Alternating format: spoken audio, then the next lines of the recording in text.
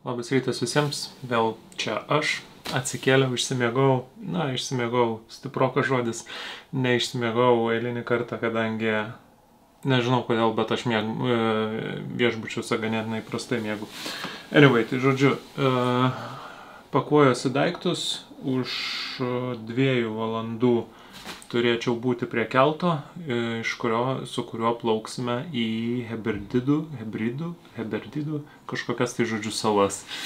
Ir tada jau judėsime per salas. Tai pirmiausiai per Haris, po to per Skye. Tai 2 tokios įspūdingesnės ir žinomesnės salos. Na, o po to grįšime atgal į žemyninę dalį ir trauksime link Edinburgo, link kelionės galo. Galbūt. O gal ir ne. Neaišku dar. Tai va, tai žodžiu, tai pakuojuosi ir judam.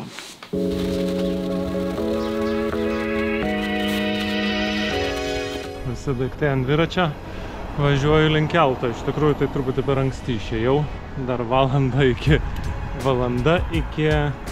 deadline'o, kada įsilaipint, kada turi užsiregistruoti. Panašu, kad dar net paties kelto nėra. Nu, iš esmės, jeigu nepradės lyti, tai dzin. Jeigu pradės lyti, tai labai tikiuosi, kad ten yra koks nors stogelis.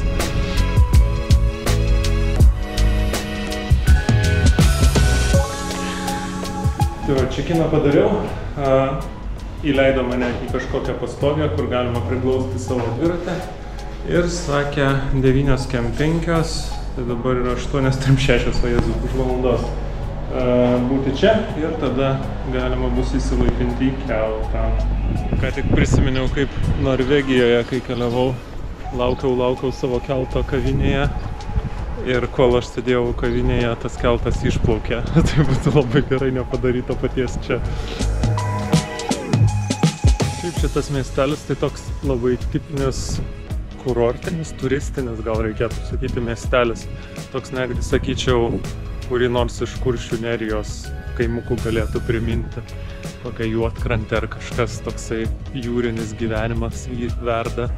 Pagrinde turistų daug, viešbučių kažkiek yra, nedaug. Dėl to jų kainos ganėtinai brangios. Kavinių yra, bet irgi nedaug. Ir dėl to mano viešbutis labai primiktinai mane bandė įtikinti, kad aš turėčiau bukinti staliuką pas juos. Aš gal ir būčiau norėjęs pabandyti paragauti kažkokio normalesnio maisto negu kad iš užeiginių, bet kai pamačiau kainas, starteriai ten po 15 svarų, pagrindiniai nuo 30-40. Pagalvojau, gal tiek to, gal aš pasiimsiu papildomą naktį viešbutyje geriau. Atplaukė mano keltas, su šituo ir plauksime į salą. Caledonian Brian, nežinau.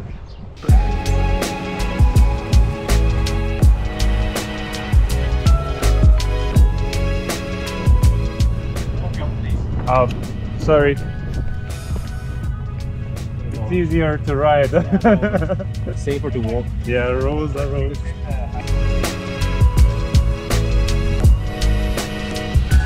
Nu va, jau laivelyje, tu jau plauksime.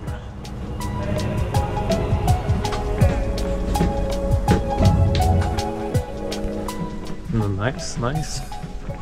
Reikia susirasti gerą vietelę, kol dar nieko nėra.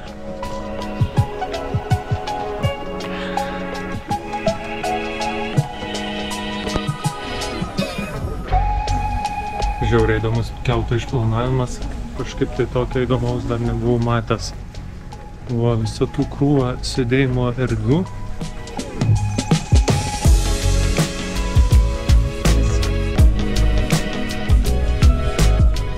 Čia atgalinė dalis. Bet kas įdomu, kad nėra jokio užlipimo į viršų. Čia kažkokie laiptai yra, bet nežinau, kaip juos patekti. Man visada patinka išeiti į lauką pasižiūrėti, bet čia turbūt atsižvelgiant į orus, to tiesiog neverta daryti, nežinau.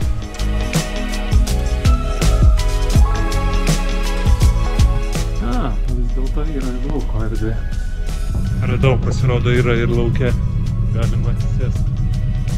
Nemanau, kad aš čia likčiau, bet yra tokia galimybė.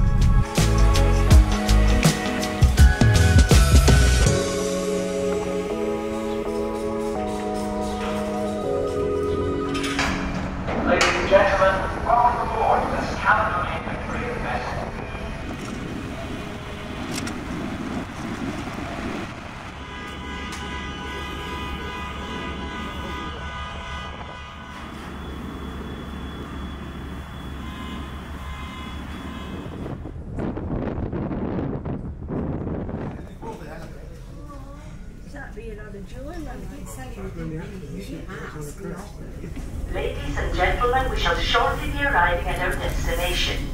Would all vehicle drivers and the passengers please return to their vehicles? Thank you for traveling with Caledonian Membrane. Viskas, pabaigėm plaukimą, atplaukėme į salą, užtrukom apie 2,5 valandos ir kaip tyčia panašu, jog saloje lyja lietus. Nu, tai žinoma, kaipgi kitaip.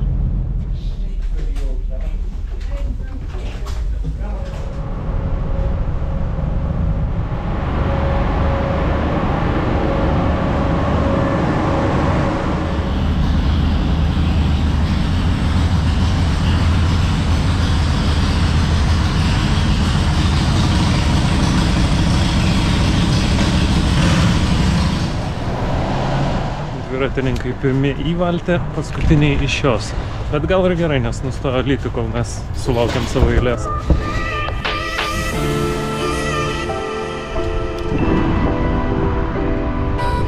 Tu žiauriai gerai surasti tuliką kur nors, kad galėčiau persiauti kelnes.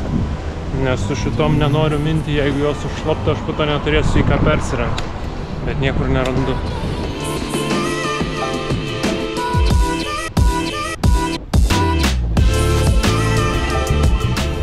Čia tas miestukas visai rimtas. Aš galvojau, kad tik tai hop ir aš jau laukymėse. O čia važiuoju, niekaip neišvažiuoju iš jo. Jau 5,5 kilometro nuvažiavau, vis dar nesibaigė miestelis.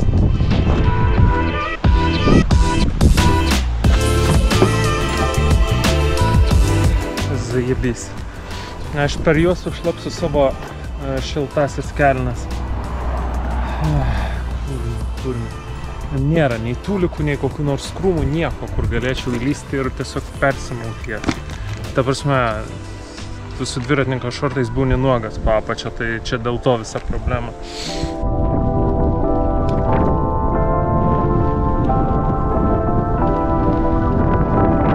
Kaip manot, ar rasiu aš čia krūmą, kur galėčiau persirengti? Kas per šūdas?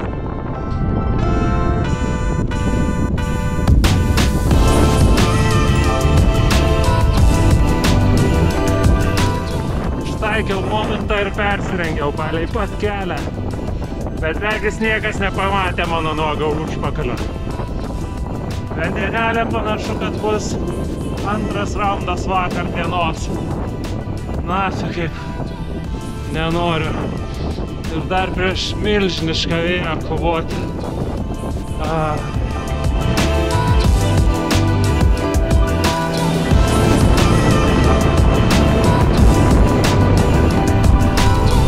Turiu pripažinti, kad šiuo metu išgyvenu egzistencinę krizę.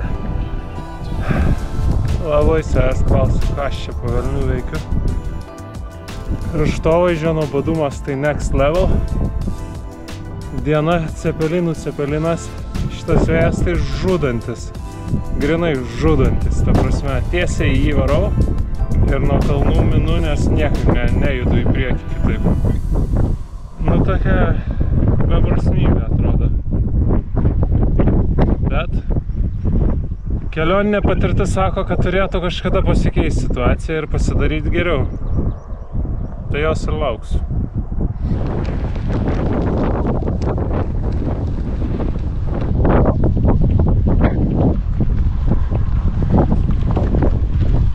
Net arkliukai ir tie apsirengia, nes jiems šalta.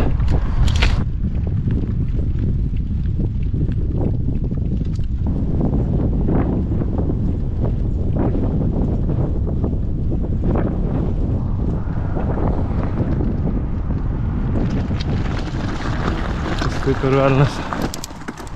Traditional shieling. Čia tipo prieglobstis man. Stovėk. Tiesiog stovėk, gali tiesiog stovėti. Prašau stovėti tiesiog. Welcome to the shieling, come on in. Kodėl lietuviškai parašyta?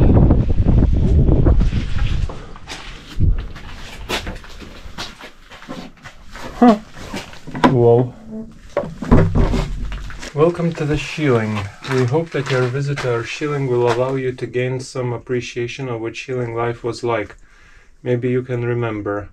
what it was used for, and how much the time at the shieling was enjoyed so much by previous generations and all ages, not just in most districts of our islands, but throughout similar communities which kept livestock, and particularly cattle, throughout rural Scotland, UK, and further afield.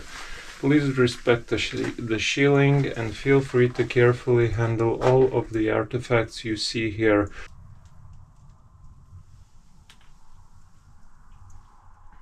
Kiaušinienė kepa. Tai pas babytę kaime irgi toks pats šylingas.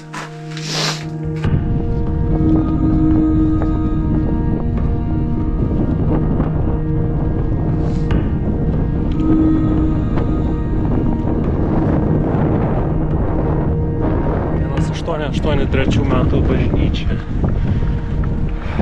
Nei sena, nei nauja. Tiesiog bažnyčia kaip bažnyčia. Nežinau, aš truputėlį pasimetęs. Ta prasme, ar aš ne į tą salą atplaukiau, ar kas čia yra. Aš nuoširdžiai čia nematau, ko čia važiuoti. Ta prasme, žiauriai neįdomu. Man ta prasme, man žiauriai nesmagu taip šnekėti. Bet, aš nuoširdžiai, aš realiai nuvažiavau jau 30 km, aš net nelabai randu ką nufilmuoti, nes, pievas, laukai ir keli namai su keliom avim. Toks, nežinau, gal aš be nuotaikos. Jūs pasakykit, ar čia yra ko važiuoti ar ne. Ar jums čia gražu ar ne. Nes aš tai pasimetęs. Ten kelios kalvos gražesnės, bet kol kas tai yra tiek. Gal dar kažką privažiuosim. Dar yra kokie berods, neatsimenu kiek kilometrų šitoj saloj. Bet kažkas šiek tiek virš 100 gal. 102 gal. Žodžiu, dar šiek tiek yra laiko pamatyti kažką. Tikiuosi, kad pamatysim, nes jeigu tai yra viskas, tai aš būsiu labai labai nusivylęs. Bevažiuodamas netikėtai pamačiau šitą ženklą ir pagalvojau, velniop, stoju. Kodėl stoju? Nežinau. Tiesiog gal nelabai turiu nuotaikos mint. Dar po vakarą jaučiuos pavargęs. Ir tingiu galvoti, kur nakvoti, kaip su to vandeniu daryti ir panašiai. Tai vat, apsistojau aš kempinge, jau spėjau ir išsimaudyti. Pasistačiau palapinę, šiek tiek atsigavau. Kodėl reikėjo čia tą kempingo, nežinau. Iš tikrųjų tai tiesiog galvojau, man šalta, aš neturiu nuotaikos. Tai bent jau turėsiu kur šiltai prisiglausti, turėsiu kur išsimaudyti. Tai, aš nežinau, ar aš turėčiau čia aiškintis, turbūt, kad neturėčiau, tiesiog norėjau ir sustojau. Koks kieno reikalas. Tai ir aš iš tikrųjų visai džiaugiuosi, aš galvojau tą padaryti netgi jau tik atplaukus, bet tenai nebuvo visiškai jokių kempingų. Idealiuoju atveju gal būčiau norėjęs numinti 40, nes tada būtų rytoj likę, pasižiūrėjau, dabar jau šiai minutei liko 80, jeigu būčiau numinęs kem, būtų likę apie 70. Tai tas truputėlį gal netaip smagu, nes rytoj reiškia reikės daugiau nuvažiuoti, bet nuvažiuosiu, ne pirmas kartas, kai 80 reikia nuvažiuoti, svarbu, kad to vėjo tokio nebūtų, ar bent jau jis būtų į nugarą labiau negu kad šiandien.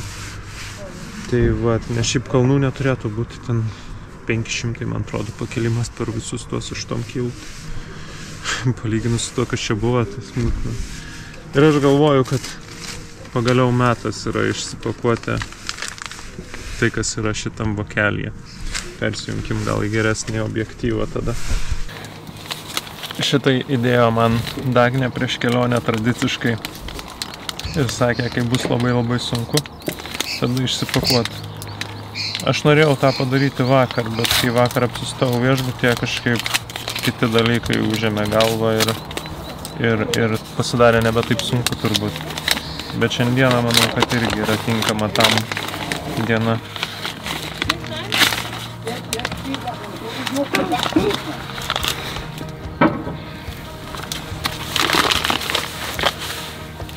Dėdulis antrasis.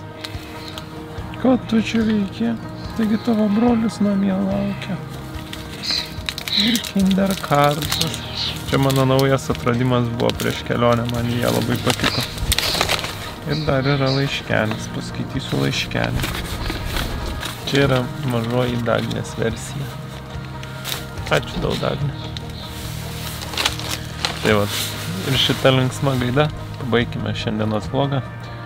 Aš eisiu ilsėtis, o su jumis pasimatysime tada jau rytoj.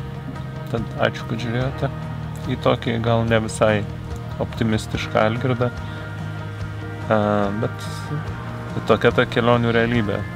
Deja, bet būna ir tokių dienų.